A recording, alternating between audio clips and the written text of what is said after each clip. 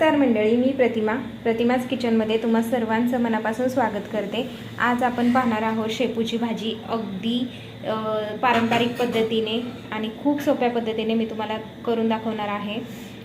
भाजीची काय रेसिपी आहे हे पुढे मी तुम्हाला दाखवते। भाजीसाठी काय काय साहित्य लागते हे सुद्धा पुढे मी तुम्हाला दाखवणार आहे। सर्वात अगोदर इथे मी शेपूची भाजी घेतलेली आहे आणि आता ही शेपूची भाजी मी छोटी छोटी कट करून घेणार आहे। शेपूची भाजी कट करण्या अगोदर तिला स्वच्छ धुवून सुकवून थोडीशी घ्यायची आणि त्यानंतर मग अशी चिरायला घ्यायची। चला आता भाजी चिरूया आपण।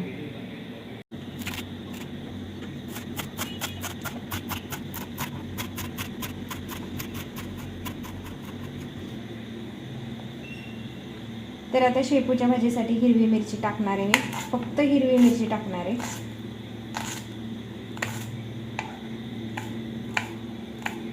भाजी जेवढ्या साध्या सोप्या गोष्टींमध्ये आपण बनवू ना तेवढी भाजी खूप छान आणि चवीला सुंदर लागते। तर आता मी गॅस चालू केला। गॅसवरती एक कढई ठेवलेली आहे आणि आता त्याच्यामध्ये मी तेल टाकते।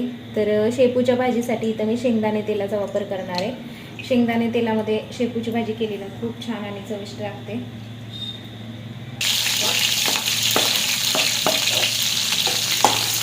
तर आता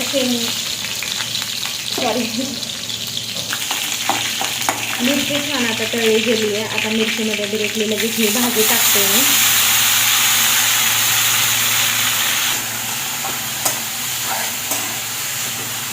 आता भाजी चांगली तेलामध्ये आणि मिरचीमध्ये मी परतून घेते आणि थोडंसं ह्याच्यामध्ये मीठ टाकणार आहे। मीठ टाकल्यानंतर आहे ना भाजी लवकर पण शिजली जाते आणि जास्त या भाजीला मीठ लागत नाही, कारण ऑलरेडी ही भाजी थोडीशी खारटच असते, त्यामुळे थोडंच मीठ वापरलं इथे मी, पाव चमचा।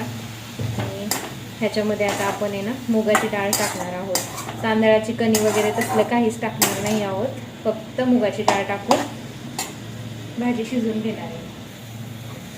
तर आता भरपूर अशी मुगाची डाळ टाकलेली आहे आणि आता भाजीने डाळ झाकून घेऊया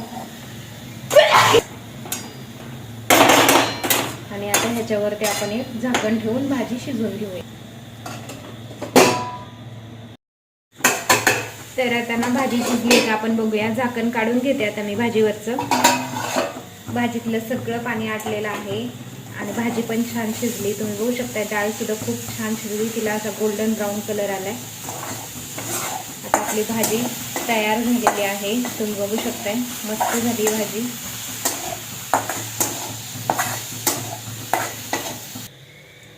तर तुम्हाला ही शेपूच्या भाजीची रेसिपी कशी वाटली, आवडली का? ही शेपूच्या भाजीची रेसिपी आवडली असेल तर माझ्या प्रतिमाज किचन ह्या नवीन चॅनलला सबस्क्राईब करा, लाईक करा, शेअर करा तुमच्या मित्रमैत्रिणींपर्यंत। भेटूया अशा छान छान व्हिडिओमध्ये। तोपर्यंत बाय।